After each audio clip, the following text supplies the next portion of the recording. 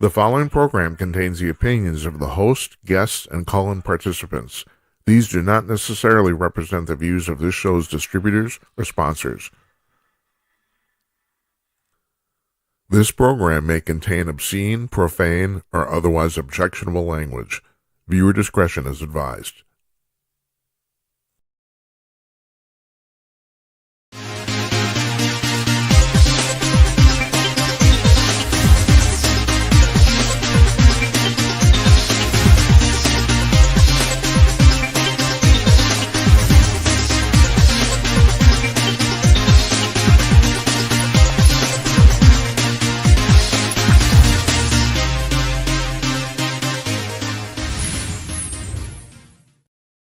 Yes, it's the giant head from Minneapolis. Good evening. It's Tuesday night, March 19th, 2024. It's 11 p.m. on the East Coast of the United States, 8 p.m. on the West Coast, 2 o'clock in the afternoon in Sydney, Australia, and it's 10 p.m. Central Daylight Time where I'm sitting here in Northeast Minneapolis. I am Jim Peters, and you are watching Jim Peters at Night. This is show number 98.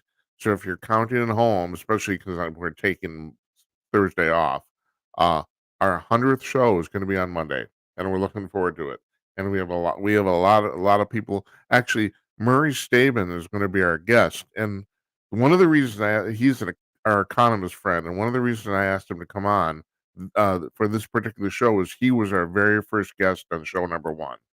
So I thought that would be fitting, and also it's about time we check in with him about every 6, 8 weeks anyway, to figure out what in God's name is going on with the economy, because God knows the Biden administration can't figure it out. So we leave it to people like Murray to help us. Now, it's exactly 10:02 PM here in Minneapolis. I'm not kidding about this.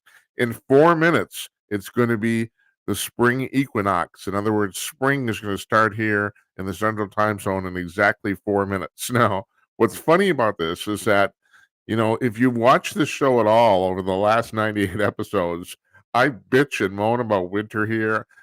I like living in Minneapolis generally. The one single thing I don't like about it is the winter weather. I don't care what anybody says. It just sucks eggs. Everything you've heard about bad about it is true. But this year, we didn't have winter. Honest to God, it snowed one single time. We got about 5, 6 inches. It was gone and evaporated in about 5 days. So, I mean, we've had easily the warmest winter on record. And don't give me this climate change bullshit. No, it's weather, man. It's just weather, for Christ's sake. I mean, those of you who have also watched the show before, I'm a climate change denier, as the left people like to put it. No, the thing is, global warming is real. I go through this like once a week, but I don't care. Patrick Moore, uh, probably the premier, along with Michael Schellenberger, the premier climate change deniers on the planet. He was on the show in October, still the most watched episode of the show we've ever done. Several thousand people have watched it. And like he says, here's the deal. Global warming is real. That's absolutely correct. Nobody discounts that. The planet is warming up. The question is, are humans contributing to that? And the answer is by and large no. Maybe a little bit, but not no. No, we are not going to die because of our own folly. And also we're not going to die anyway. The world's going to warm up. Big freaking deal. I mean, the thing is, what you have to understand here, and go back and watch the show if you're on Rumble, you'll find it if you scroll down the episode list. Um, uh, the oh, what was I going to say? Don't freak. Okay, all right. If that no, like I said, no one's denying the fact the world is warming up. It's been warming up for 300 years. The first half of those 300 years, there was no industrialization on the planet. And the thing is, this is what I'm sorry. This is what I was going to say. If you listen to Moore and a bunch of other climatologists, we're actually in a cold period right now. I mean, the Earth is relatively cold compared to what it has been an average for like 10,000 years. So, at any rate, so that's what we got going on. What we have going on here in Minneapolis, we have weather. That's what it's called. It's just plain ordinary weather. But we have had the warmest winter on record. No doubt about it. Not even close. So now the funny part about this, we're about what 1 minute away. The funny part is we're going to get a blizzard this weekend. That's what the funny part is. Now, the thing is, it's called the basketball playoffs snowstorm. We get it pretty much every year around the 20th of March. It's like it just happens like clockwork all the time. And so I've been telling people, so we did it in winter. Well, you just wait. we're gonna have and yes, we're gonna have apparently 2 large snowstorms here in the next week. So that'll be interesting. I will hate it. And it's 10:06 right now. So yeah, that means that the sun is exactly over the equator, where we're sitting. That's what that means. It's an equinox, as opposed to the solstice when the sun is exactly overhead. Yeah, what else do you want to know? Well, I'm here to tell you. That's what we're doing. So what do we got tonight? I'll tell you what we got tonight. We got Les Velez. He is the co-founder and the chairman of, I got to read this because I can always forget it, the Organization of Paranormal Understanding and Support, Opus for short, which he co-founded. He's our guest tonight. We pre-taped this afternoon. So what Opus does is it's a support organization for people who say they've been abducted by aliens. Now, don't laugh. This is like, if this has happened to you, it's really, really serious shit. And that's the problem that these people have, is that is no one takes them seriously. I was reading just this afternoon. This is after I was actually reading this after we did the interview with Les about some woman saying that. Matter of fact, I think I read this on the Opus website, and we're gonna have links to all this stuff. He also wrote a book called The Unknown Other, which is just a fascinating read. Seriously, you want a good time? It's like, because you've heard stories about alien abduction. Well, these are some of the better ones. But this woman said, she said that, all her life she's been, people taking her seriously, and then she gets abducted, apparently in midlife, and as far as she knows, it never happened to her when she was a kid in midlife, and then she tells people about it, and all of a sudden she's crazy. And that's the problem. You go from being a serious person taken seriously by other people, all of a sudden you're fucking nuts. Shit. It's terrible. It really is. And Les addresses this. I did ask him straight out, what percentage of the people are you treating or that come to your organization have you determined are crazy? And I don't know if he actually answered the question, but what I remember, and I'll hear this again too on the playback. What I remember is he said we can tell the crazy people really quickly, that we weed them out very quickly, and that doesn't surprise me. So he's on tonight. Tomorrow night, we got the dynamic duo. That's Jennifer Oliver O'Connell from redstate.com and Jeff Meyer from conk.com. They come on, they tag team. We're going to talk about a whole bunch of stuff. Now, we had the Week from Hell last week, and Jennifer was supposed to come on alone to talk about nutrition. On my request, I asked her. She wrote an article, and we will link to this too tomorrow, to her article on Red State on nutrition. Um, but we had to cancel her, and we also had to cancel Michael Harrison, the founder of a publisher of Talkers Magazine. He was supposed to come on with his new music video. All got completely messed up. Our website went down. It's like that started this whole thing, and then basically everything went to hell the entire week. It's like it was shot. We did shows on Monday and Thursday, and we ended up canceling on Tuesday and Wednesday. Now, we're gonna play Michael's this coming Monday, as I said, is gonna be our 100th show. We're gonna play Michael's music video during that program. I'm hoping maybe I can get him to call in. He has surgery this coming Thursday, which is the reason we were doing it last week. Um, I don't know how well he's going to be, but our guest friend at that show on Monday, our 100th show, is economist Murray Sabrin, our old friend. He was a guest on our very first show, episode number 1 on July 31st. And also, he goes way back with me for the podcasts and radio shows I did at Conk News. So, we know he's an old friend of ours, and also he answers your questions. because you don't know shit about economics, do you? No, nobody does. I mean, have you ever stopped and think about this? We live in the single most capitalist country in the world, and nobody in America, nobody knows even the basics about economics. Even the freaking people in Congress don't know. I mean, first of all, we have inflation. You've noticed that, haven't you? Do you know why we have inflation? Because the Biden administration, right out of the gate in 2021, decided to print a shitload of money. And because they printed it, they basically made it up. It's worthless. And that flooded the system. And any major, freshman econ major could have told them that was going to happen. And they did. And we did. It's like, yeah, you go right ahead. You do that. Yeah, okay. And then there's surprise. Oh my God, how did this happen? Oh shit. Fucking idiots. Like, God.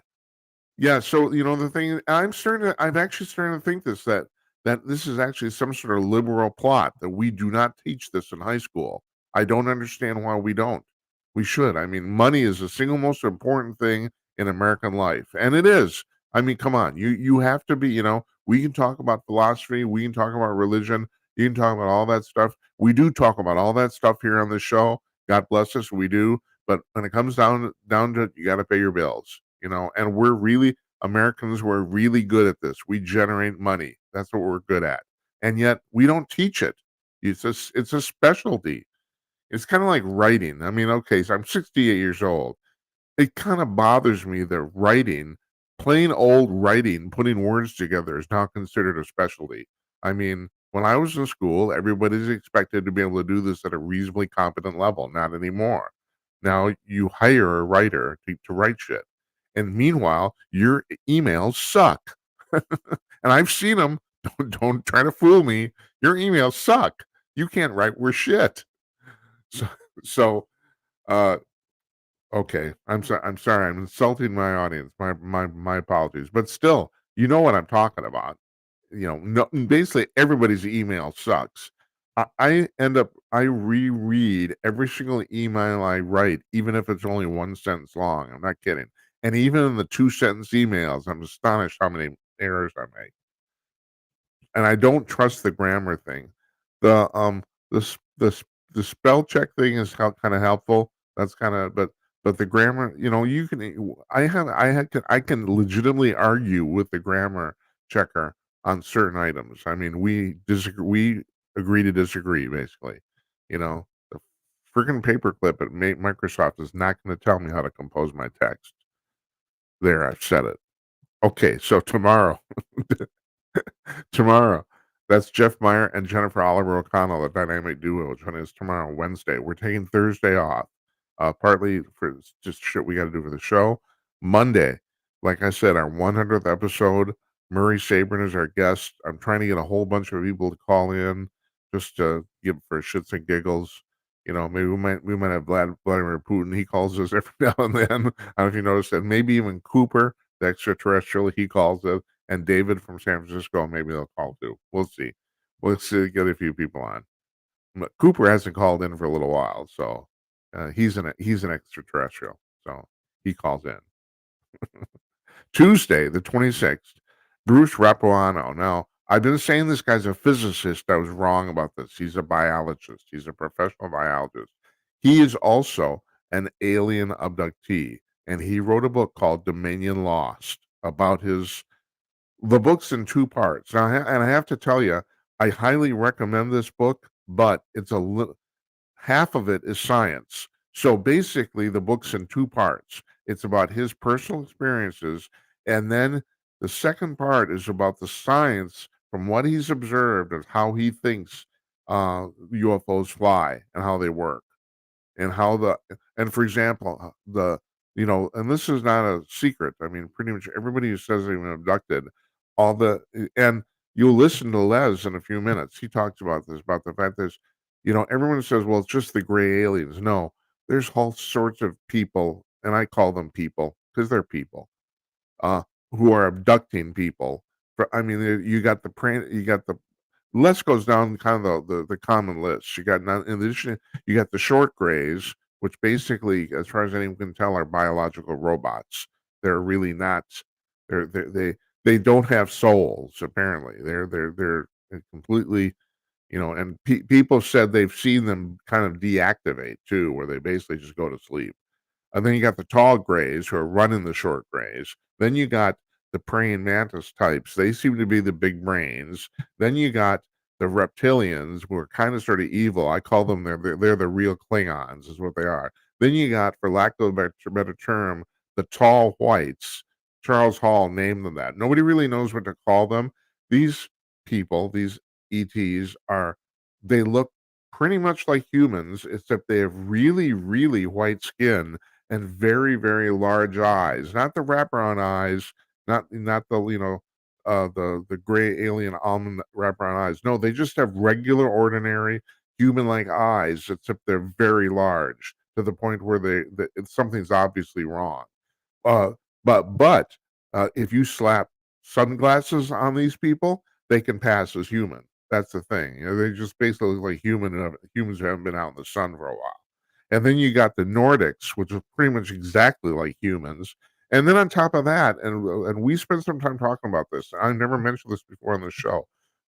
What's called MyLabs, and MyLab stands for military abductors, because there's a lot of people who say they've been abducted by ET, who say that on these spacecraft they run into regular, ordinary, uniformed American military personnel that are plainly, obviously not extraterrestrial. They're human, they're in military uniforms, and and that's weird. What are they doing there? You know. So we can speculate about that all we want to, and Les does. He speculates.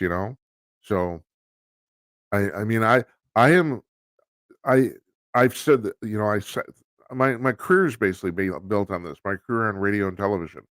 That the only thing I know for certain is that um the American military has in its possession at least 6 and probably 9 or more crashed extraterrestrial spacecraft. I know that for certainty. And how do I know that? Government documents. And Jim says, well, if you have, Freedom of Information Act. Well, how come nobody reports on this? And yeah, and the answer to that question is that's a damn good question. I don't know. I've seen them. You can go look at them. Go to the blackvault.com. They're there. Go to the FBI archive website, and I don't know what the answer or the actual address of that is. The single most viewed thing on that website is the 4-page memo, and I can't remember where it was from, but it's out in the field, sent back to the Home Office in Washington, D.C. by some special agent, Fox Mulder type. And he says, look, we got this crashed ET spacecraft here and 4 dead aliens. What do you want us to do with them?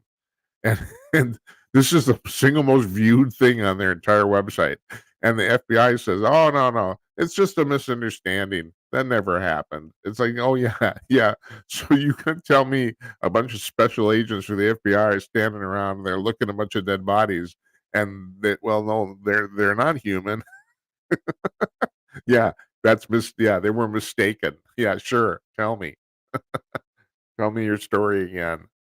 All right, so here's the deal. Oh, okay. So just going on for the rest of the schedule. Oh, we don't have anybody booked for next Wednesday yet. I'm still working on that. Thursday, our old friend Jazz Shaw is coming on from hotair.com, weekend editor. He's the UFO guy for the Salem Media Properties, and he writes about conservative politics too. So we always have a lot to talk about with him. So he has the latest scoop on the UFO crap, and he has the latest scoop of the shit going on in Washington too. So it's like that's always fascinating. Love that guy. I call him my brother from another mother. So we basically have he is the closest thing to my gig of anybody else working on the internet. So yeah. And so okay, so now we're taking calls here. We take calls. So this is the way this works tonight. We've pre-taped the interview with Les Velez. We taped it at 3:00 in the afternoon. So we can't take calls during that time. But if you want to call in, well, now especially, but even especially after that, the third part of the show, the C block, where we basically it's the junk drawer where we talk about all sorts of crazy crap. If you want to call, especially for that after the interview, There's 3 ways you can do it. First of all, you can do it with your camera, with your webcam, and according to Talkers Magazine, we are the first talk show in America to take video phone calls, and, yeah, we take them, and it's simple. This is the part people get no, this is not hard to do. This is what you do.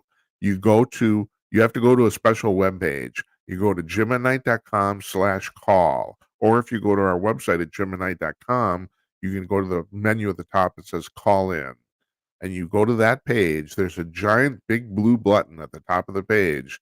You click that, and you're in a preview screen where you get to check your camera and mic, or if perchance you have more than one, you have to choose one, and you get the crap out of your teeth and comb your hair, and then you push the join button at the bottom. You end up with the video queue. It's really simple. I ask everybody who calls in. David from San Francisco, our longtime caller, he said the first time he did this, he said it was harder to find our website than to actually call in. He's right. It's easier than making a FaceTime call. You can do this, you know. Okay, so there's that. Now you can now, as of February, you can now call in via your cell phone. Like you can dial in like on a radio show. And the number is at the bottom of the screen. Hold on just a second. I gotta move some stuff. There it is. 563-999-3435. That's the number. Blog Talk Radio surprises with this number. We are live on Blog Talk Radio right now, audio only, and then we are live video on 5 other platforms. So they are, off the top of my head, YouTube, Rumble, Twitter, Trovo, and Twitch. We're no longer on Facebook because they banned our asses and they're fucking assholes. That's why. It's like, so we're not on Facebook anymore. And I still have to change the watch page on our website to reflect that. And that will be done. We'll have that done this weekend. So, and then finally, you can send me a text during the show. And this is this number right here, 408-458-5088. You can text me at that number and I will get it. I have a monitor off to the side here that runs those texts in real time. I do want to point out, if you're on any of the video platforms where they have chat screens, I don't look at them. And then the important thing you have to understand is that you can't if you're chatting on YouTube, they won't see you on Rumble and vice versa. So I just don't. I know people, that a lot of hosts like to read these things while I think it's rude, stupid, and boring. I don't want to watch you read something on the screen. So my compromise here is if you text in, I will get the text excuse me, during the show. So that's my compromise for that. Water is good. Have you ever noticed that? Gets the job done. Alrighty, so that's what we got going on. We got it going on. We do. It's like who the hell would have known? In the news today, Donald Trump has to come up with $560 million by Monday. Otherwise, they're going to start selling off his properties. Now, why does he have to do this? Because he was found guilty of fraud in a state court in New York State. Why was he found guilty of fraud? Nobody fucking knows. Nobody was defrauded. Nobody lost a dime. It's like usually if there's fraud, you have to have a victim. So technically, I can't remember who I was talking to last week, and this popped out of my mouth because sometimes, believe it or not, if I've had enough water and enough sleep, I'm occasionally brilliant. Basically, Trump got fined $560 million for filling out a form wrong. That's basically what it is. Now, I want to remind you of something. I'm going to read this to you. This is the 8th Amendment to the U.S. Constitution. This is not an interpretation. This is the actual wording of it. The 8th Amendment states thus. It's only one sentence.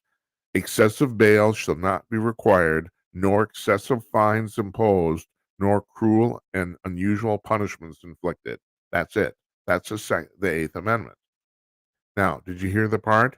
Excessive fines imposed. Now, generally, in a fraud case, the amount of punitive damages in the fine is attached to how much money, or is kind of relative to how much money people lost. So in this case, how much money do people lose? 0. 0. Nobody lost any money. The state put the banks on the stand as hostile witnesses, and they said, "Oh, we'd love to do business with Donald Trump again. He makes us a lot of money. He's never defaulted on anything." Yeah. So, the state's contention is that by vastly overestimating the value of his properties, Donald Trump has defrauded the state. That's their thing. Now, the amazing thing is in actually value in the valuations that the court has put on the properties, they're way, way low. Like the court uh they estimated that Mar-a-Lago in Palm Beach, Florida is worth $18 million, where, if I'm right, the current valuation based on market value is about 1.6 billion. I'm not, you can't make this shit up. There's empty lots near Mar-a-Lago, like 2-acre lots going for $500 million. This is how valuable this real estate is. So I mean, nobody disputes this except the court because they hate Donald Trump. So the idea here is they're going to try to either bankrupt him and or tie him up in all this legal bullshit so that he can't campaign. This is great.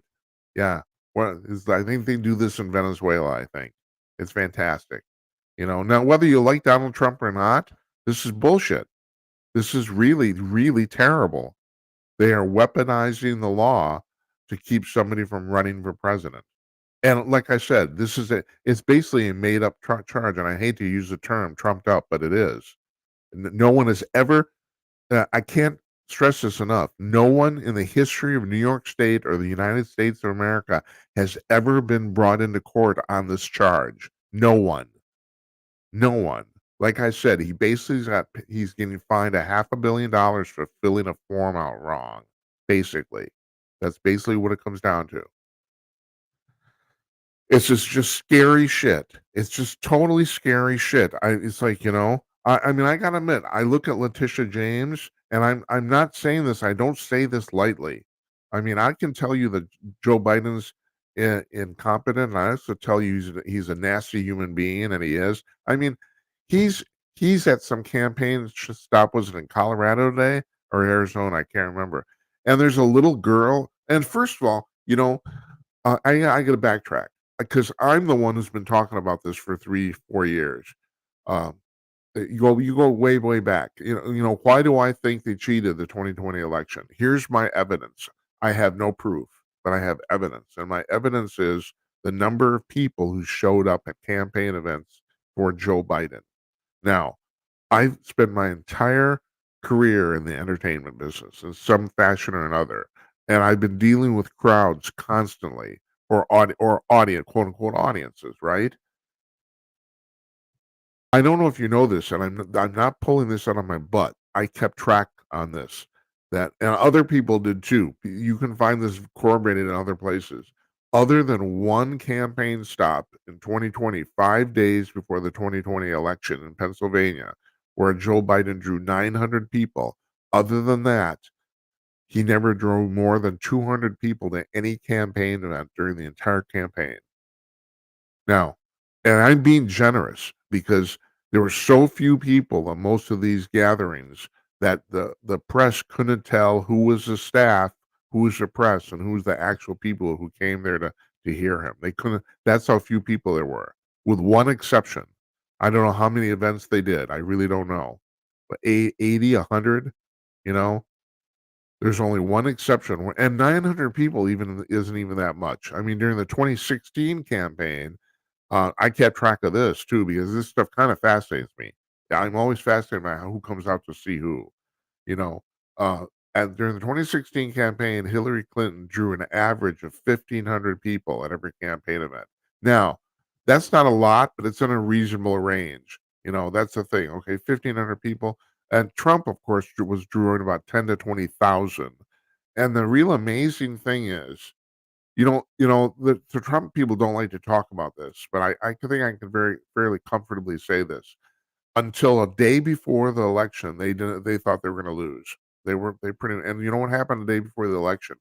They did a campaign stop in Seattle. or actually it was Washington State. Might have been Tacoma. I don't know if it was actually in Seattle. It was in Washington State. And they are flying back to Washington for the election results for election day.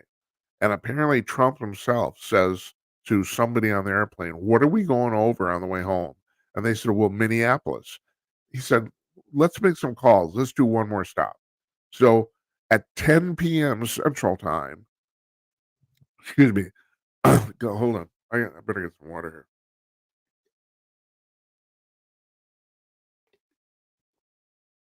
At 10 p.m. Central Time, the Trump campaign calls the local talk radio stations here in town, and they announced the fact that they arranged with the airport that they're going to do a campaign stop at 3 o'clock in the morning in 5 hours from then.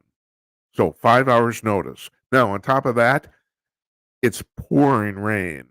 We just a huge storm. It's pouring rain here in Minneapolis. So they announce and the talk radio stations announce it at 10 p.m. that night. Then in 5 hours at 3 a.m., Trump is going to do one more stop in Minneapolis in an airplane hangar at the airport. Now, and who the fuck can find shit at the airport when you're driving around? Okay, 5 hours notice at 3 a.m. 26,000 people showed up.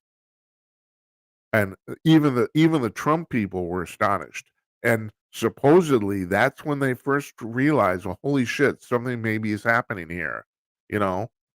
And so I go off the same thing. You can tell based on the crowd sizes and enthusiasms about how momentum is going. And Biden had none, and still doesn't. I mean, somebody, they're mentioning this on Hot Air on Red State on the Salem meeting properties today. They were talking about this, about the fact that at the stop, unfortunately, I cannot remember off the top of my head. Well, I did not make notes on this, whether it was in Arizona or Colorado. There was about 50 people. And Joe has been going to these quote unquote campaign stops where about 50 people are showing up.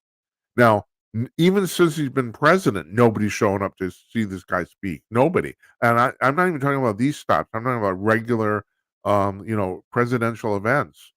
And they don't like people talking about this. In Lancaster, Louisiana, in October of 21, the president did a stop to give a speech, and nobody showed up. Nobody. Zero. Nobody showed up. This is crazy shit. He's the president of the United States. When he stopped at colleges and stuff, he stopped at Ohio State University, 30 people showed up. Like, this is absolutely nuts. So you're going to tell me, and people mention this, there's memes constantly online about this, about the fact you're going to tell me this guy who can't draw a crowd anywhere got 81 million votes. Yeah, right. Now, my friend Tim Conaway, who's he thinks I'm nuts here, and okay, and I'm that's fine because, like I said, I don't have any. I have evidence, but I don't have any proof at all. I don't. He says, well, you have to understand, nobody voted for Biden; they all voted against Trump. But everybody, 95% of the people who voted for Biden actually voted against Trump. And I know a good liberal friend of mine, uber liberal friend, he says, well, I have to say, if Biden came to town, I want to go hear him talk. But everybody, nobody's going to go hear him talk. It's like, what the hell? There's 3.5 million people in the city. Nobody's going to show up. How, how do you, all right. I don't know. How did I even get started on this? About the fact that, oh yeah, so anyway, they're gonna, their plan, they're gonna keep Trump in court or running around trying to get a bank loan or something. But at any rate, on Monday, Letitia, oh, I know what it was. Oh yeah, okay, so I'm getting back. I can say that Biden is incompetent, and I can even say that he's a despicable, nasty human man. And the reason I brought that up is because at this campaign stop today, apparently he made a beeline for the 11-year-old girl in the room. And I mean, the guy's a pervert. There's just no doubt about it. And he's talking to this girl and trying to touch her, and she's pulling away. And it's like, and this happens pretty much at every one of these stops. Now, if at this point, if you're a parent and you're letting the president of the United States talk to your kid, you're nuts. I mean, this is You know, people have joked about this, and I've joked about this, but it's becoming increasingly obvious to me that he actually does have a thing for really, really young girls. I don't I that's my opinion, but still, it's like I've only I've only come to that conclusion relatively recently. You know, I used to think, oh, he just likes kids and he just comes off as a creepy old man. No, he actually is a creepy old man. But yeah, yeah, that was my point. You know, so he's still doing this shit. He's doing this shit. 50 people show up. He makes a beeline for the 11-year-old girl. You know, I mean, God, it's like, have we seen enough of this? You know? And this guy's our president. I mean, this is embarrassing. And so I'm watching Gutfeld last night, and Kennedy's on, and Kennedy said, you know, at this point, where you really have to conclude that this guy is just complete. The only reason he's in this is for power, is for his own self-aggrandizement. Because if he cared about the country, hell, if he cared about his party, if he cared about the Democratic Party, he'd step aside and let somebody else run. I mean, it's plainly obvious he's not going to make it through his second term if he gets one. He won't. He'll either die or he'll end up literally infirm. It's like the movie Dave. They'll have to get a double and prop somebody up. I mean, that's the only way they can do this. If this guy really cared both about the country and the Democratic Party, he would step aside. But nope, he's not going to do that, you know, because he's the only person going to beat Donald Trump. Yeah. Oh, and by the way, you know, he's getting really pissed off about the fact that people aren't recognizing his accomplishments. Uh, and they are what? Huh? This is the most incompetent presidential administration in history. Bill O'Reilly said this on his nightly newscast about a week ago, but I've been saying it for months. And he said he said the exact same thing I've been saying. That next to James Buchanan, who will probably never be beat as the worst president ever. Biden's going to come in second. He is, and God bless Jimmy Carter, because he's you know, he's pretty much made people forget about Carter at this point. And that's a complicated thing. You know, I mean, I'm not going to sit here and tell you that Jimmy Carter was a good president, or let me put it a better way. His presidency did not go well. That's a better way to put it. You know, he was probably a good, well-meaning man and smart as hell. And he had, on paper, he had probably had the perfect resume for being president, but it did not work out.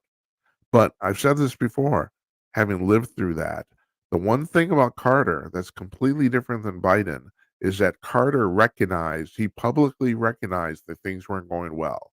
He was constantly asking people, "What can we do?" You know, I mean, he gave these fireside chats where he talked about, you know, gas went through the roof, and inflation or interest rates were at 21%. I mean, it was really a disaster, but he was constantly trying to address it. Biden won't acknowledge that any of this shit's happening. And in his mind, you know, we're the idiots. We can't figure out how good a job he's doing. You know, all right, folks. I tell you what, we're gonna play the interview with Les Velez. When we come back, you know, you can call me at 563-999-3435, or you can show up on video at jimandknight.com/call afterwards. And this is Les Velez. He is the chairman and co-founder of the Organization for Paranormal Understanding and Support, and that's what they do. Here we go.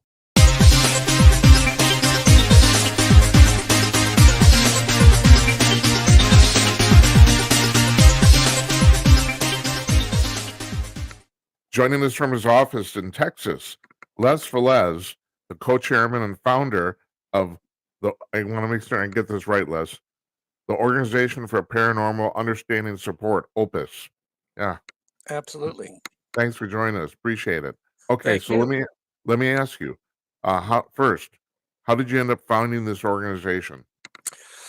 Well, that's a good question, and it's a lengthy one, actually. I guess Well, it we has got to go. time. Go ahead. Oh, perfect.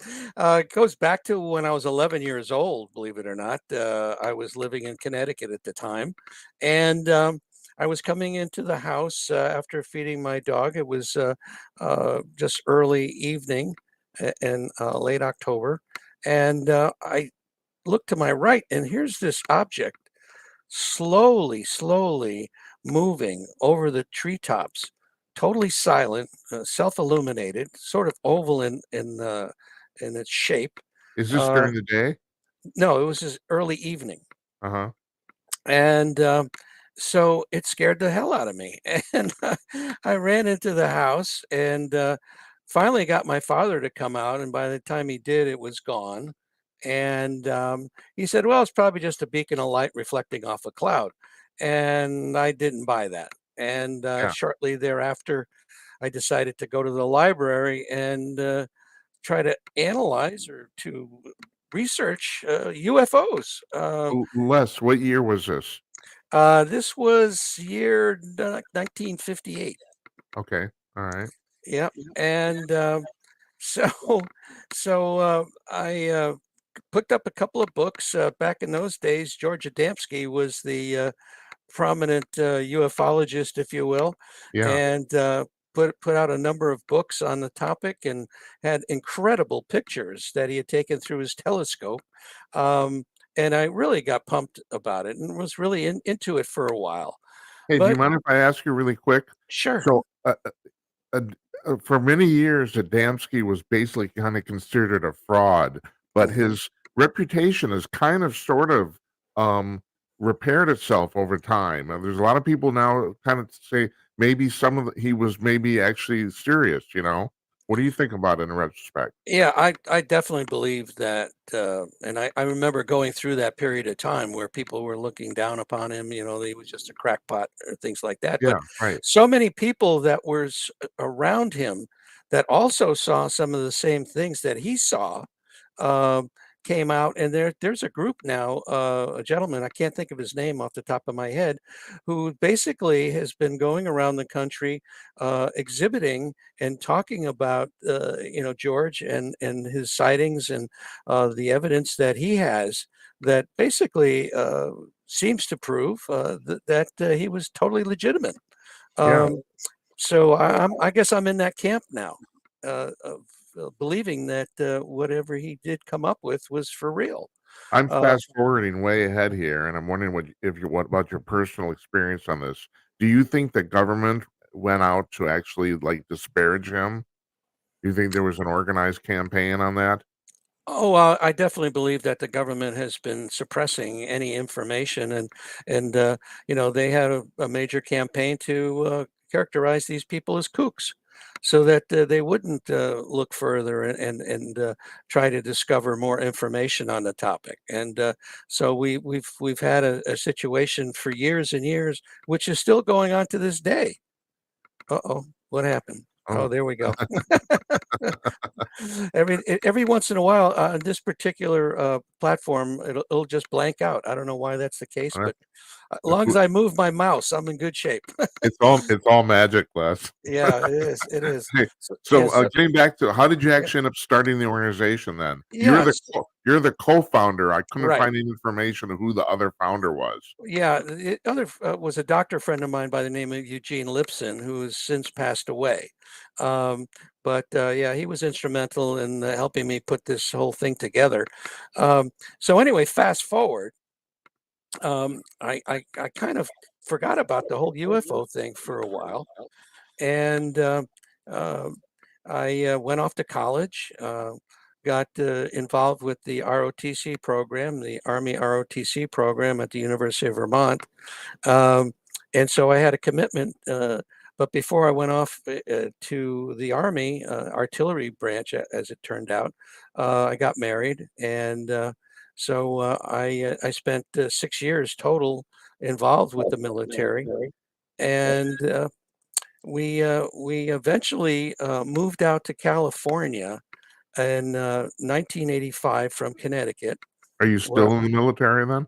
no, no, Okay. I'm retired out of there. All right. And so I picked up the San Jose Mercury News, as it was called back in those days. It's now called the Mercury News. And there was an article about Stanton Freeman, this nuclear physicist that was coming to San Jose City College to talk about UFOs and the government cover up. So that was like threw a switch for me. It's like, oh my Uh-huh. goodness, I got to go see this guy. So I did. I went to San Jose City College expecting to see a handful of people there, but the auditorium was packed. He gave this incredible presentation. And on my way out, there was a table set up by MUFON, the Mutual UFO Network, that was established in 1969 to better understand the UFO phenomena. And so they produce a monthly journal.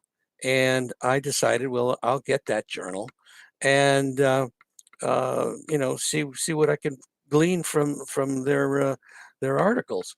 And I did that for a while, but after a while, it wasn't enough for me, and so I decided that I needed to get more involved. In one way that I did get involved was to become a field investigator. They had a training course that they produced, and so I did that, took the test, passed it, and started to get involved with cases. Well, I remember the first case that I got involved with. It was not just a sighting of an object, but people were telling me that they had contact with these non-human intelligences. And I remember my reaction to that. I was quite skeptical. I was a Uh-huh. very much a nuts and bolts kind of a guy. Right. And so but then, almost without exception, the rest of the cases I got involved with were also the same scenario where people were saying, I saw something, but then I had missing time. I think I was abducted, and so they were telling me very similar stories. And so I said to myself, there seems to be a real issue going on here. There's something definitely seeming to be happening. A lot of times, these people had gone to a psychologist or a psychiatrist because they were afraid they were going crazy, and so they found out, however, that they did not have a psychopathology. They were sane, but something was still going on with them. So one day, this particular person I was involved with said, "Do I know of other people having similar experiences?" And I said, "Yes, I do." So the next thing I'm doing, I'm facilitating a support group in my office in San Jose. And what is it now, about early 90s now? Yes, yes, Uh-huh. that's right, Right. early 90s. Okay, so uh, that's when things really got interesting because these people were telling me incredible stories about their experiences. So I started to learn so much more about the phenomena. So one day I get a call from the international director of MUFON saying that a reporter in the area was looking to talk to someone about UFOs and investigations and things of that nature. So he asked me if I could, he could give the reporter my contact information. So I said, sure. And the reporter came out and I had a nice conversation with him. He wrote up a beautiful article in the Monterey Coast Weekly paper. And so shortly thereafter, I get a call from a woman that had seen the article. And she said, I'd like to understand what's going on with my brain waves when I'm in contact with these off earthly entities. And I'm saying to myself, I have no way to know or how to help a person like that. I just didn't have any possible way to do it. Hey, Les, let me stop it for just a second. Yeah. Has it occurred to you, if anybody's been called to do this, it's you? I mean, that's not the type of call people get on a normal basis. No, that is true. That is true. So once you're in here, it's hard to get out. I'm sorry, I interrupted you. Go ahead. That's So, okay. That's all right. So anyway, then she started to tell me about the fact that she's working with an emergency room doctor down in Carmel, where she is from. And that triggered something in me because my doctor friend, Dr. Eugene Lipson, was interested in meeting other doctors that were interested in the phenomena. So I called him up and I said, Gene, let's go down there and at least you can meet the doctor and I can talk to this lady and we can see what's going on with her. So we did. We went down one Saturday afternoon, and as we entered her home, there was a picture on the wall, and she's standing on the back of a rather large boat. It looks like crystal clear blue waters, and I'm saying, What's this picture all about?" And she says, "Well, I was helping these treasure hunters down in the Caribbean." And I said, "Well, how were you doing that?" She says, "Well, I was in contact with the captain of the galleon that had gone down." Well, that started the afternoon off with a bang, so to speak. Um, we subsequently found out that after a near death experience that she had, she became extremely psychic and started to communicate with these other entities. And so So these aren't necessarily extraterrestrial. They're other humans or dead humans or well, in that case, yeah, she was working with a dead human, yeah, uh, right. uh, uh, but she was also in contact with other entities, Uh-huh. uh, and so we spent this afternoon with her, and came away that afternoon. This was like in 1993, and how can we help people like this? And that's when Opus was hatched. And in 1994, we officially became a 501c3 nonprofit organization recognized by the IRS. And so we've been trying to help people ever since. And the way what we've set up for people is number one, we have a totally confidential online support group, which is being utilized by almost 400 people from around the world, um, talking to one another 24/7 about their experiences, asking questions, talking about various topics that have come into their uh, field of knowledge, and trying to share that information with people. And then the second thing we do is we have a referral network of mental health practitioners and hypnotherapists that if someone is looking for that kind of help, we can kind of point them in the right direction. And then the third thing that we've just recently come up with is a triage group called the EST, the Experiencer Support Team, which basically is a group of people that have quite a bit of knowledge in various phenomena to understand what it is that they're looking for and how we can best help them. And that's been working out quite well. So you've been at this for 30 years now. Yes, yes. That's pretty That, incredible. Now, okay, so what do you say to my friends? I have a friend who does not, he knows I do the show. He doesn't buy any of this, none of mm-hmm, it.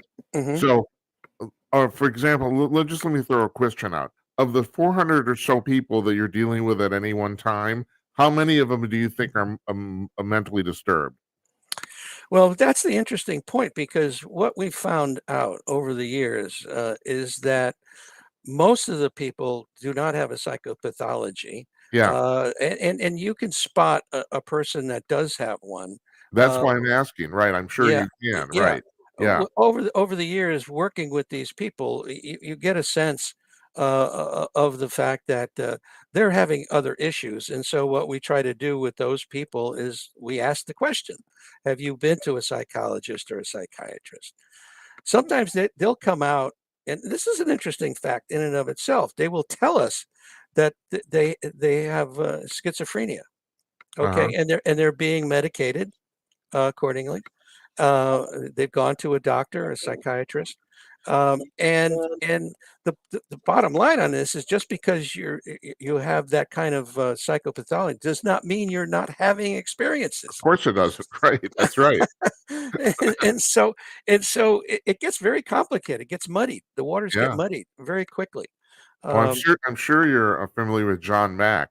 oh, sure. The thing I found amazing about Mack is Mack went into this trying to figure out what was wrong with all these people. He didn't, Hmm. he just assumed the phenomena was not real. So he started talking to these people, and 200 people later, he decided, no, these people aren't making this up. This is actually happening.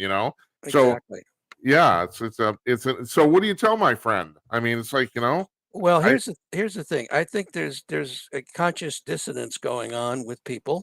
I mean, most people get up in the morning, they have breakfast, they go to work, they come home in the afternoon, they have dinner, they watch a little TV. The next day they do the same routine over and over and over right. again.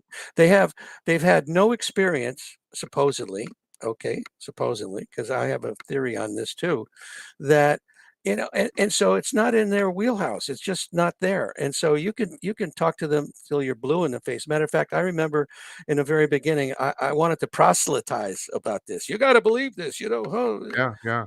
Forget it. Oh, I've I'd given up. yeah, just don't even waste your time. It's Right. because one day they may wake up to the fact that something did happen. And my latest theory, okay, and I'll tell you a longer story about it, is the fact that we've all had an experience, whether we consciously remember it or not. This Yeah. is just part of how this universal process works, how our consciousness operates and things of that nature. So one day in one of the support group meetings, a person says to me, "I've seen you before." "Oh, really? Where? At a UFO conference?" "No, no, no. I saw you on board the craft." I said, "Really?" Well, I kind of blew it off. I didn't think much about it at the time. And then it was like a year and a half later that someone totally different in the group says the same thing. "I've seen you before." And I said, "Where?" "Same thing, UFO conference." "No, no, no. You were sitting on this bench naked on board the craft and you were freaking out. And they told me to go over to you to calm you down." Well, at that point, I decided to go get regressed. Yes. And because that finally triggered me to dig a little deeper. Right. And I did, and, I had multiple past lives, but I never came up with anything along the lines of, being on board a craft. However, in a subsequent conversation I had with another person later on, that perhaps this person did see you in a past life. That's where that happened. And so you Uh-huh. didn't investigate that. So almost you need to go back into those past lives and see if you could find something along those lines. And that's why I came up with the idea is that I believe we've all had an experience, whether we consciously recollect it or not. Well, so now you're talking about an experience, but you're not necessarily talking about a UFO or abduction experience. I've been reading a book by Michael Newton. Are you familiar with him? No, I'm It's not. like, okay, he's a psychologist. He spent a lot of time studying regressing people, and Mhm, basically he fell into it, kind of like you did. About I don't know if you're familiar with Ian Stevenson. You're familiar mhm. with him? I've heard the name, yes. Okay, so he interviewed a whole bunch of hundreds and hundreds of children who said they were a previous person, right? And Mhm. 70% of the instances, he checked out the details and they turned out to be true. Right. So Newton uh, specifically addressed what happens to people during what they call the intermission. In other words, the space between lives. So it's and I okay, so I brought that up because Mm, that's an experience, obviously. But right. but what you're addressing, and I've had other people talk about this too, is for the people who say they've been abducted, in some ways, they're the ones that where something went wrong. There's a lot of people who think the vast majority of people who have been abducted have no idea whatsoever. Absolutely Mhm. none. There's no clue in their life. They don't see any missing time. They don't wake up in their bed. They're just going, like you said, they're going about their lives, but Right. they've actually been abducted, but their memories have been completely wiped. Exactly. So if you're going to go into the assumption that the people who actually do remember these experiences is a minority, oh, you're talking about a Yeah. shitload of people. Oh, yeah. Yeah, I mean, the Roper Organization did a poll, back in '92 that Bud Hopkins and David Jacobs and Bigelow got paid for, Yeah, and, they said there was, like, 6,000,000 people in the United States that had abduction experiences. right. And now fast forward in time, and this is a worldwide phenomena that there are millions and millions and millions of people that have had experiences, whether they consciously recollect it or not. And it's a process. It's an ongoing process to raise our consciousness and to evolve us. And there's already physical evidence of the fact that there's an evolutionary process going on. Um, uh, what's his name? Gary Nolan from Stanford University examined a number of people with their brains, and they noticed that these people that claim that they have telepathic capabilities, psychic capabilities, have more connections between their caudate and putamen area, and that it's generational. The grandparents, the parents have this, and that they're able to find other people they develop relationships with those kind of people that have those kind of connections. So, you know, you and I, who may not have those connections, won't be around much longer. It's going to be this other generation that's going to evolve, and that's who we will be. You know, they So talk about our vibration as being raised. Well, I don't even like the term vibration. I mean, it's like, okay, so what? But it's our consciousness that's being raised, and that's the fact. what do you think is the point of the abductions? Well, it's a multiple type of a thing involving multiple races. I just Right, did and an and the thing is, I'm assuming at this point that they're among multiple races, that their interests are not necessarily coinciding. That they might be different. Exactly, exactly. There, you got the good guys and you got the bad guys, Yeah. just like we have on our planet here. We got good people and we got bad people, and the same thing is going on up there. Um, Basically, the hybridization process is that when it gets to the fourth and fifth generation of hybridization, they look like you and I, uh, Hmm. and the precursors to that final generation are people that are working and doing things for the universe, and taking samples and basically doing the grunt work that needs to be done in order to populate the universe. Uh, I just did an interview with a gentleman who's an abductee. His name is Adam Burns. You can go to my YouTube channel, Opus, separate word network, and and his interview talks about reincarnation. It talks about the hybridization process and why that is happening. And so I tell you, these things are, you have to go with your gut in a lot of cases. You know, is this something that I can actually believe is happening? With his experience, this particular gentleman, who's also written up in my book, The Unknown Yeah, Other. yeah. I was going to ask you, is he the same Adam that's in your Yeah, book? yeah, yeah. Because I Same guy. find I found that maybe the most compelling story, but Yeah, that's why I started off with it. yeah, right. I mean, it was amazing. It was amazing. And so, if your listeners want to see the book, it's on Amazon. Unknown Oh, Other. we'll link to it. I didn't know Uh, you had a YouTube channel. I'll link to that too. I didn't yeah, know that. yeah, yeah. Yeah. Thank you, thank you. So, anyway, it's fascinating, and I think that there's so much more to be learned and understood. But the fact of the matter is, are we ever going to be able to fully understand it? You know, our debunkers talk about the scientific method, and we have to be able to have a, repeatable experiment and things of that nature to verify things. Well, some of this stuff is so beyond that. I think it would be difficult to have that gate met, Yeah, opened. right. Let me ask you about Adam, because I made a note here. Mhm, Amazingly, I make notes. It's amazing. mhm, So about his particular story, which if you read it, his feelings about the aliens are largely positive. And mhm, I read it twice. The first mhm, time I thought, "Oh, this is really cool." And then I read it a second time again, and I thought my question when I put down on my notes is, are we being suckered? You know, mhm. are they just presenting a positive front to us to get us to do what they want us to do, you know? Do you have any thoughts on Yeah, that? well, that's a valid question, and many people have talked about that. That are we being hoodwinked here in some way, shape, or form?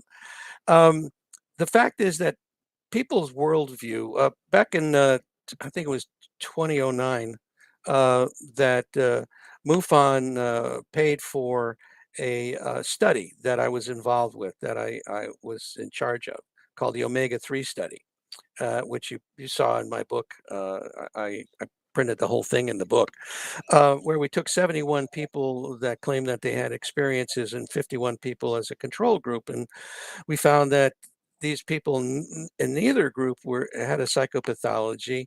They were not fantasy prone. Uh, their worldview changed. Their worldview changed, and they came back with thoughts of, oh, we need to be better stewards of the planet. We need to be better to one another. We need to be more loving. These are very positive things. I don't care if the aliens have a hidden agenda or anything, but if more of us come back with that kind of a feeling, maybe will stop having wars. Maybe we'll stop spending so much money on the military. Maybe we'll start helping our people and evolve in a much more peaceful way. I think that's the bottom line on that. I That's a think, very good point. You're yeah. absolutely right. Let me So, ask you about the MyLab thing. Speaking of hmm the military, so right. now MyLab stands for military abductors. So what's going on Abduction. with that? I mean, Well, yeah, and yeah. I have to preface this. You're not the only person who talks about this. I mean, there's all sorts Oh, of people oh. who say they've been abducted, they say they run into regular, ordinary human military personnel. You know, And it's very common that besides people talking about the Greys, which are very prevalent. It seems like every group, whether it's the mantises, whether it's the reptilians, whether it's the Nordics, they all use grays to do their yeah, dirty work. There right. must be a store out there in the universe. It's I like know. you go and pick up your iPhone. Well, it's gonna go pick up your gray.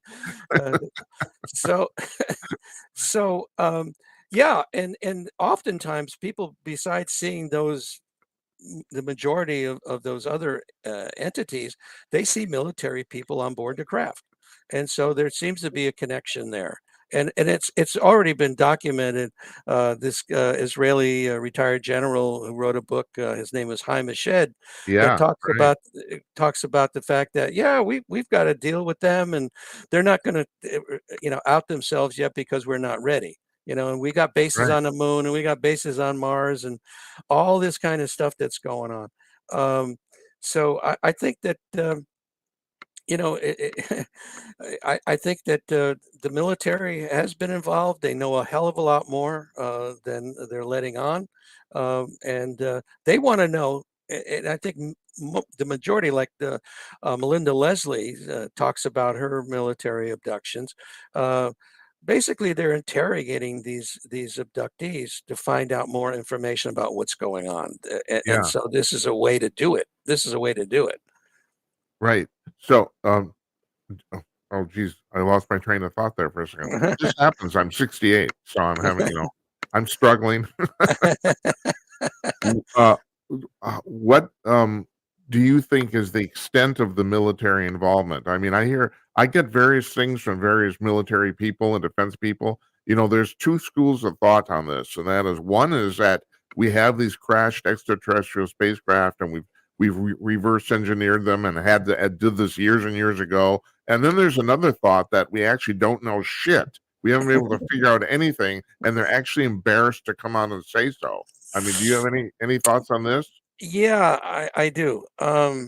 Before COVID shut everything down, I had the pleasure of having lunch with Lou Elizondo.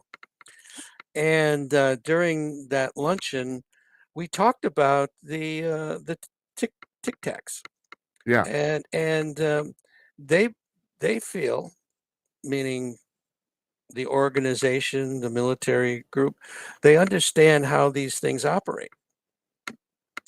And that was quite a revelation, that they feel that based on certain things, they're able to manipulate time and space, and anti-gravity, and all of this that enables them to do incredible feats of maneuvering that would normally crush any human that would be inside the craft. um, so I think the military does know a hell of a lot more. I mean, Grush came out and said, yeah, we got craft, we got yeah. bodies. um, you know so and they've been at this, digging in a hell of a lot longer than any of the other organizations, whether it's MUFON, whether it's Opus, whether it's anybody, uh, Kufos, NARCAP, you name it. They've all, have not come up with as much information as I believe our military has. I'm not going to ask you to betray a personal trust here, but I'm under the distinct impression that Alessandro knows way more than he can talk about. Oh Would you? yeah. Oh Yeah, yeah. Oh yeah, definitely. There's yeah. no question about it. Yeah, he drew on a napkin for me with arrows and things like that, how these things operate, and he says it doesn't require a large power source, which, because I asked him, I said, "Well, is it element 115?" He says, "Nope." Oh, interesting. Huh. Yeah, yeah. That's really interesting because I just assumed, I mean, there's the what's the name of the Mexican physicist? I never get his Abercrombie or something like that. I never can remember his name, Mm, but he's figured out theoretically how to go faster than the speed of light, but his theory takes an enormous amount of power, you know. yeah, yeah, yeah. And I kind of got the impression I've been reading a book by a guy named Bruce Rapuando, who's going to be on the show next week. He's Oh, I thought he was a physicist. He's actually a professional biologist, but the Mm, majority of his book deals with the science of how to do this, and it's quite mhm, dense. I mean, mhm, God bless him. I mean, he made it as simple as he could, but still, I mhm, think the average person would have a hard time plowing through it. But he was talking about Bob Lazar's thing of element 115. He also mm. came to the conclusion to be a lot of power. I don't understand how you could do that stuff without a lot of power, but that's because I'm Uh, stupid. well, believe me, I can't help you with that.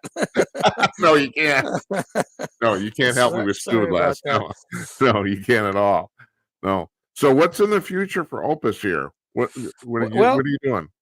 I think we just recently updated our website. If you go to opusnetwork.org, which is up here in the top of the screen, Uh-huh. um, you'll find a lot of information there. There's a lot of articles. There's a lot of the interviews that I've done there as well. A lot of good information for people that are looking for assistance. There's a support button that if you're looking for support. There's also a contact button if you want to join us. We're always looking for therapists, licensed therapists, mental health practitioners, certified hypnotherapists. Um, we'd love you to go to our YouTube site and hit the subscribe button, because the more people we get, the at some point we'll be able to monetize something. So we're a nonprofit, so we depend on donations. But that's another way to support the cause of what we're doing. Um, my book, the Unknown Other and the Existential Proposition of Alien Contact, is on Amazon. So I've been talking please. up your book for 2 weeks. I mean, Oh, fantastic. the case studies in there are absolutely fascinating and way beyond the average scenario. And I'm actually going to backtrack a little bit here. I was Mhm. going to ask you, have you noticed any commonality between the people who've been abducted? Is there some common thread, either personality wise or their life experience or anything? Have you ever noticed anything? Yeah, there seems to be commonalities. Certainly, as far as their experiences are concerned, it's very very Yeah. common what goes on. As far as their backgrounds are concerned, a lot of people that have had military backgrounds for whatever reason seem Oh, to show interesting. up. Huh. Also, indigenous peoples here in the United States have had seems to be a common thread. Um, as far as personalities are concerned, this is something that we just finished the first phase of the omega-4 study, which is on our website as well, where we went out to therapists to get their feedback as far as what they're seeing. Okay, so that Uh-huh. gives you very detailed information on the types of things that people are exhibiting. So that's something you might want to take a look at as well. All right, I have a theory I'm going to run by you. Um, I've started to wonder whether the people who have these abduction experiences, or at least have a prominent UFO sighting, are generally non-believers. Sometimes I think that people are exposed to this specifically to change their mind. Do you have any thoughts on Y- that? Yes, I totally believe that Oh, okay. that people experience things for a reason, and this is a lot of people, like in Adam Burns's case. He's a writer, And so they've told him that you need to write books about this. You need to get this information out there. Okay. And so they pick people with specific talents, I guess. In my case, I mean, I've been at this for 30 years now, and every once in a while I say, "That's enough. I'm done." Yeah, You know, right. I'm getting out. No way. Uh-huh. They won't let me. Yeah, I I no. start I start getting phone calls. I get people like yourself that want to interview me. You know, so I mean, and it just the beat goes on. The beat goes So on, so and so Les, this is. here's a companion question to that. Mhm, Like you said, there's a lot of different species of aliens, and the things I point out to my audience is that these I mean, I call them people, not humans, mhm, but people. mhm, They're anywhere from 200 to 10,000 years ahead of us, right? I mean, mhm. you get all sorts Yeah. of people coming along. I mean, we're barely. My late brother-in-law, used to say we're only 2 weeks out of the trees, you know, and he's got a point there. But my point is, or my question is, excuse me, Mhm. do you notice any commonality among the aliens? In what regard? I Any don't comment? know. Like, Uh, like the either well, we've already talked about the agenda, but, mhm. about, like, how they conduct themselves, how they fly. I don't know, you have noticed any Y common y thread of anything? Well, I think it's you have to look at personalities, and that's part of what we've, done in that, first, phase of, or actually the second phase, which hasn't been put out yet, where we talk about the personalities of these entities, Uh-huh. and so we're going to start getting feedback on that.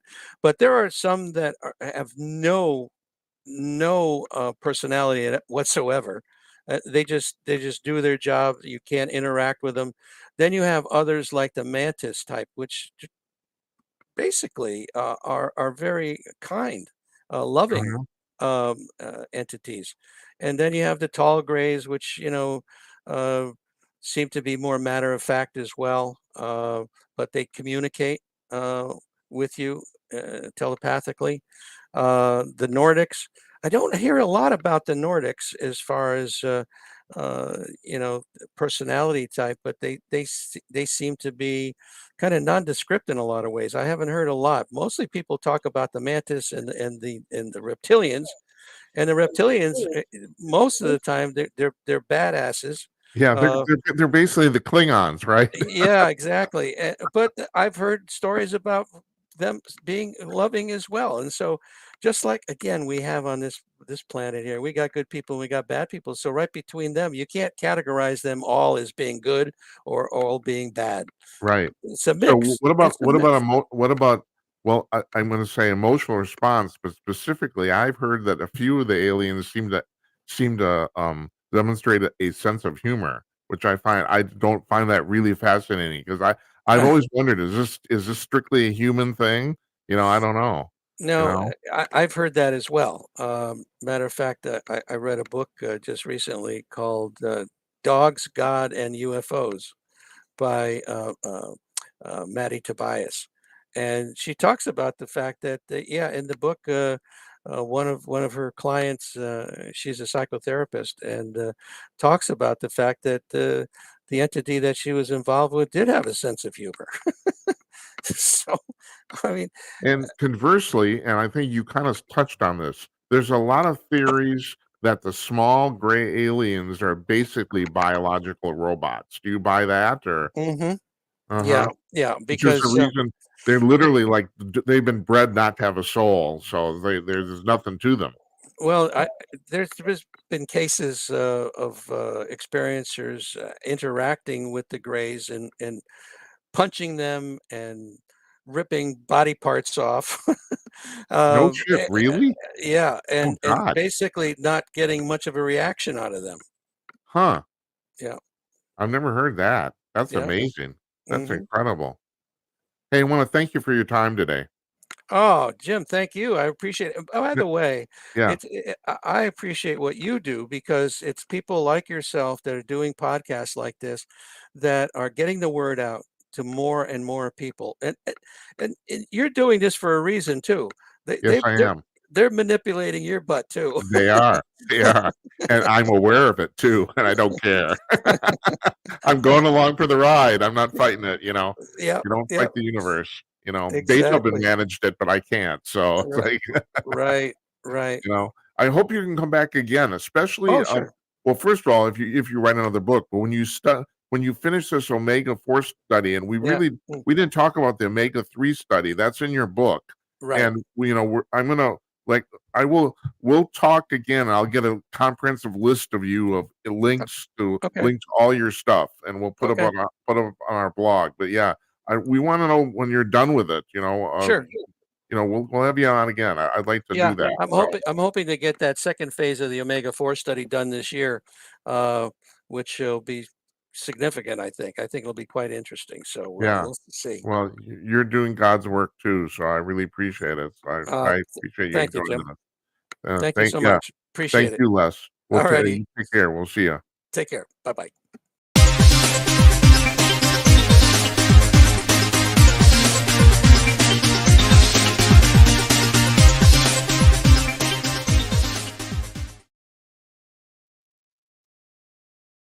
I better turn my mic on. I just did. That's Les Velez. He's the chairman and co-founder of the Organization for Paranormal Understanding Support, OPUS for short, the OPUS Network. Now, I'm going to say this right off. You know, I know we talked about this in the A block. Some of you are probably laughing at this, and that's your right, and you can do that. But if you're one of these people who think you've been abducted and you have no one to talk to, that's exactly why this organization exists. So their website's at opusnetwork.org. We're going to put a blog post on our show blog at gemini.com with these links. And that's exactly why they exist, so that you have somebody to talk to. So if that's you, I would suggest, as far as I can tell, this is a unique organization. I mean, you know, there's a lot of investigative organizations. He named a few of them, MUFON being the most prominent. But I think this is the only one that actually tries to give emotional and mental support to people who say they've been abducted. Because as you might imagine, going into the assumption this is real, I think it's real. But you know, I know a lot of you don't. But if you're going to go into the assumption that it's real, it would be an extremely traumatic experience. And like we were talking, the people that remember these things, they might be the outliers because the impression is you're not supposed to. It seems like the aliens are pretty good at wiping your memory. Uh, so, and I made the point that there's probably a good number of people who've been abducted multiple times and are completely unaware of it because they end up on a craft and they get their DNA. You know, I mean, there's a woman. Matter of fact, she's actually a member of the board of Opus. I think her name is Gina Corzano or something like that, um, who says that basically she claims she's been a breeding machine for the aliens. That basically she keeps getting pregnant first by human men. You know, she's getting pregnant, and she keeps losing her babies, and it turns out that they were taking them. That's what she claims, and the thing about that phenomena, there's a lot of women who make that claim and their fetuses just disappear. They go to the doctor and they're just not there anymore. And the doctors say, there's no evidence of a miscarriage. No, their fetuses just evaporate. And well, that doesn't happen, you know? So, I mean, if you want to call that some sort of proof, that kind of proof that something's going on here, I'll let you do that because I mean, that's weird. No matter how you look at it, that's just plain weird, you know, because if you have them, your body carries scars and they're very typical if you have a miscarriage, you know? But she claims that she was pregnant and then all of a sudden she wasn't. And and she's also claimed this has happened to her several times. So I don't know. A lot of crap going on, man. So you can call me. You can call me at gemini.com/call. You can call me at 563-999-3435 for the rest of the show here. I got a couple things. And this this is really this kind of addresses to what we're talking about. Oh, but hold it. Before we do this, I have to do this. We have a sponsor. Our sponsor is Calling News.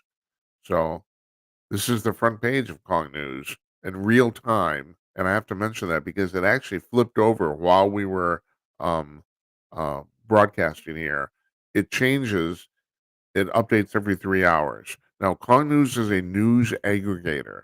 They don't actually, well, they write a few, they do a very few exclusive stories themselves. As a general rule, they take news from 75 different news sources. They go out and grab it every 3 hours, and then their servers and computers organize them into basically a newspaper. And the newspaper is the front page of their website. There are other pages on this website, but it is, for all practical purposes, a one-page website. And you're looking at the front page right now, and so I'm just reading it here.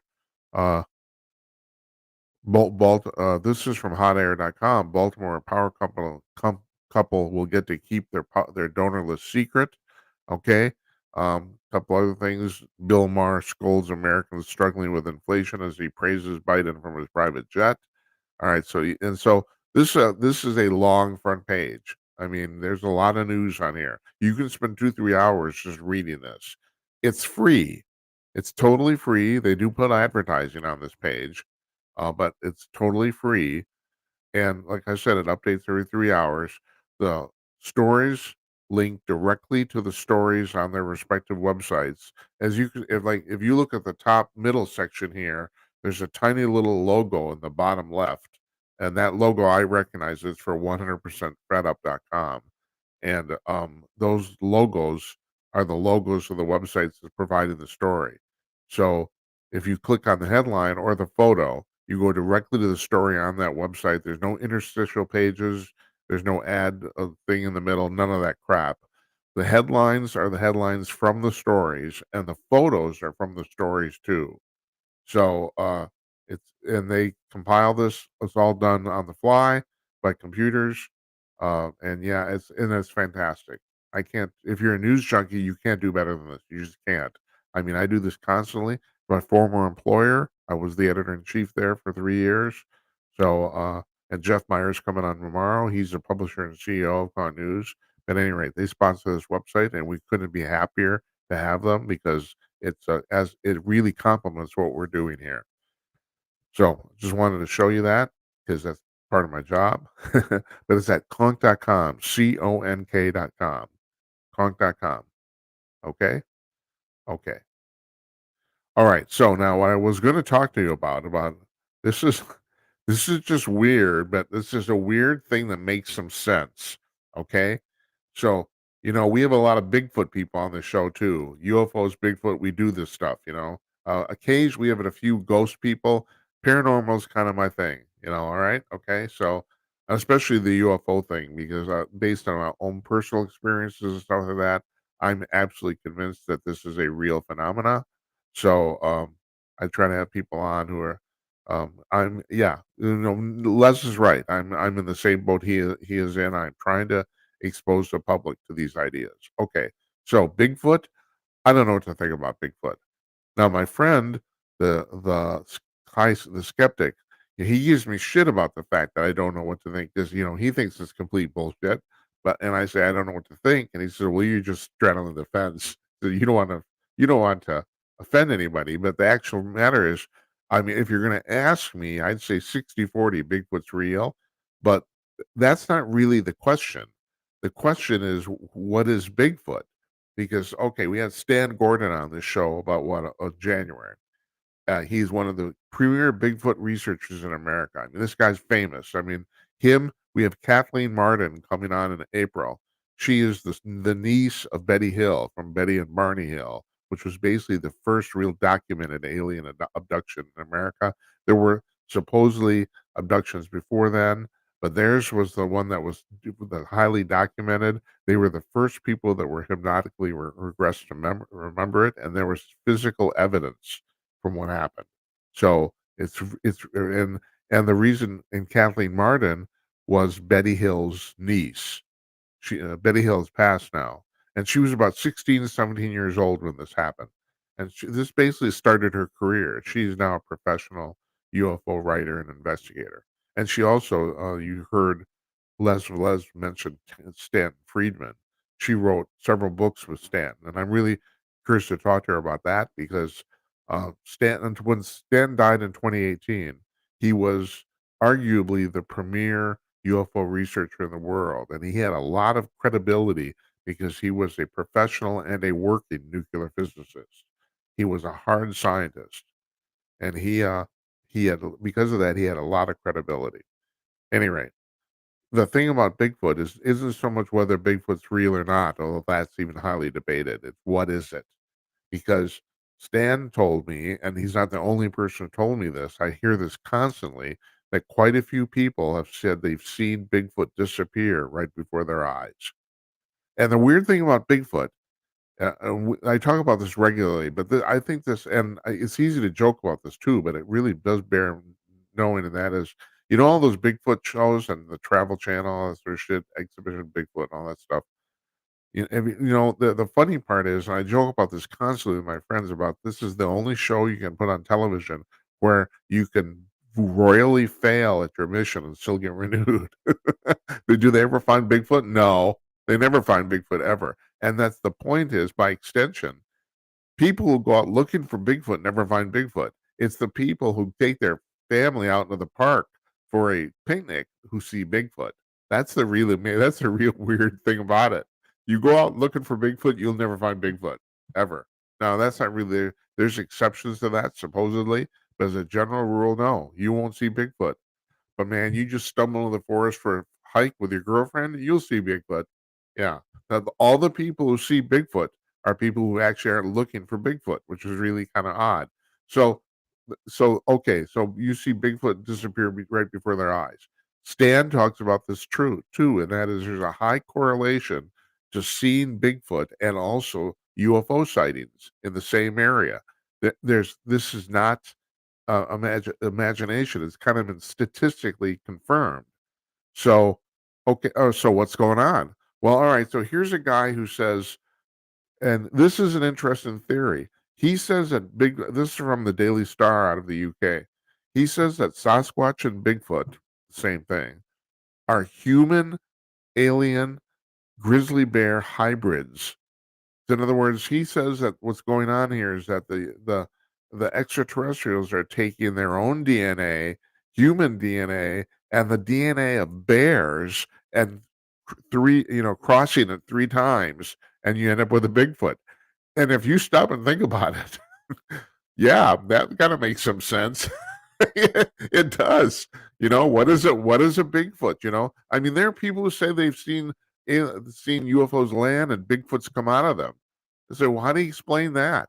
Or the fact, yeah, that a Bigfoot can disappear. There's also people who say they've telepathically spoken to Bigfoot too. There's that too. So, and once again, these people, all right, they may be crazy. That would be your interpretation, but they're not. Usually, hardly any of them are quote unquote professional Bigfoot hunters. They're not. They're just people who are just stumbling around the forest. You know, so you're stumbling around the forest, and then you encounter a giant 9-foot being, and then you realize that it's talking to you with its mind, and you're probably just freaking out. First of all, it's large enough to kill me. Secondly, it's talking to me, and its lips aren't moving, and it's talking in English. I mean, there's a weird thing about thought transference, because if you're talking about thought transference, you really don't have to worry about, or the theory is you don't have to worry about any sort of language interpretation, because the thought ends up in your head in your language. So I don't know, but the weird thing is this is like one of the most plausible theories I've heard in a long time. That does actually make sense. If you crossed an alien and a human and a grizzly bear, you'd get a Bigfoot. That's exactly what you'd get. And so I don't know. I thought, well, that's interesting. So I'm going to end with this tonight. John Nolte wrote about this in Breitbart.com about the fact that there's a study in Finland that's been done about people who like woke ideology, and has come to the conclusion that people that embrace woke ideology are significantly less happy than the regular population. And also the other thing that came out of the study, and God, I hate to address this, but I think you have to, and Nolte addressed it very comically in the article, and that is, um, and they used I'm not gonna get into this. I tell you what, I'm gonna put this on our blog too. So you because the thing is they used examples of what woke ideology is, and I thought the examples were pretty well pretty standard, or I did not think they were stretching anything. But they can't but their conclusion based on the survey, I think they surveyed 6,000 people in Finland, and that is uh 60% of women that they in the survey sample said they basically believed in woke ideology, these woke ideas, but only 15% of the men did. And we've talked about this before, and because it really it's sexist to the point where it's misogynistic, but liberalism is driven by feminine ideas. That's all there's. I mean, I'm just going to throw that out. It's like, I mean, yeah, they got men strangling along. I was one of them. I'm a former liberal. I just came to the conclusion my conversion was very slow over a 10-15 year period. I was not one of these people. I mean, I've talked to people who said they literally they got something hit them in the head, an idea like a brick, and all of a sudden they were thinking differently. That wasn't me, but I did come to the conclusion, partly with studying economics. I do not think, and economists will tell you this too, that you can't study formal economics without coming to the conclusion at some point that liberal fiscal policy simply doesn't work. So you're wondering what's happening in all these blue cities and all this shit breaking down, or California, which is inevitably going to have to file for or declare bankruptcy. California will go bankrupt. They just can't sustain this. Well, hell, excuse me. The federal government of the United States is eventually going to go bankrupt unless we don't turn something around really quick, and there won't be anybody to bail us out. If California goes bankrupt, I mean, they will probably try to time it to a Democratic presidential administration, so they will get bailed out. The federal government will bail them out. There's be no one to bail the federal government out if we go bankrupt. And the thing is, that is not the federal government is not due solely to liberals. I mean, it's basically you've got liberals, Republicans, and Democrats have contributed to that more or less equally. And it's sinful. It's terrible. We spend way more money every year in this country than we actually have. And so now the federal deficit, the federal debt is $34 trillion. The federal deficit, I think, for this year is going to be something like $1.4 trillion, if I'm right.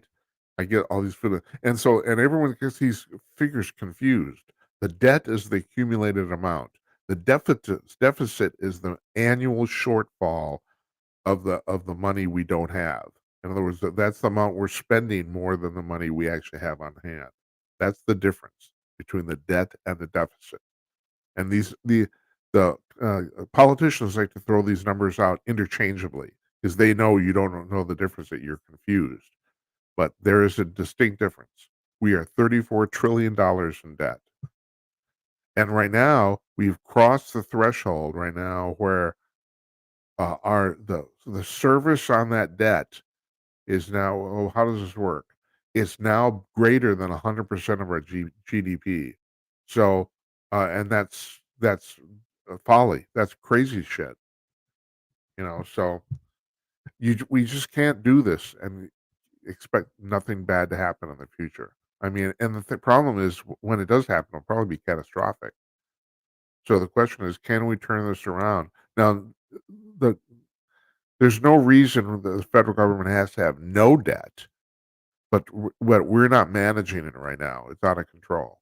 So, at any rate, so I brought that up is because that was one of several reasons I am no longer a liberal.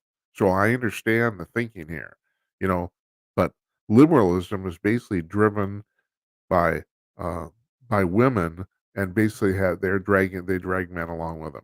That's basically what's going on. And I know that's a really sexist way to put that, but unfortunately, it's true.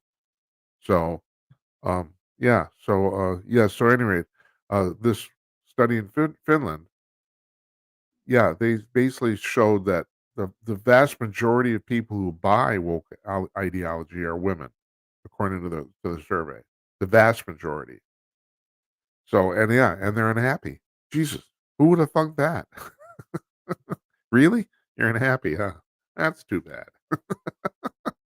I'm terrible. I'm awful. All right. Okay, so we're going to wrap this up for tonight. So I want to thank you for watching. I want to thank Les Velez for joining us. We're going to have all the links to all his stuff on our blog by tomorrow morning. That's Wednesday morning. Tomorrow is our 99th show. We're having the dynamic duo, Jennifer Oliver O'Connell and Jeff Meyer will be joining us. We're taking Thursday off, and then next Monday is our 100th show with Murray Sabrin and a whole bunch of other people. So that's just coming next Monday. So I hope I see you tomorrow. I want to thank you for watching. I love doing this. It's a blast. So I want to thank you for watching very much. Good night, Uncle Donnie. Good night, Esperanza. And good night to you, wherever you are. I'll see you tomorrow night.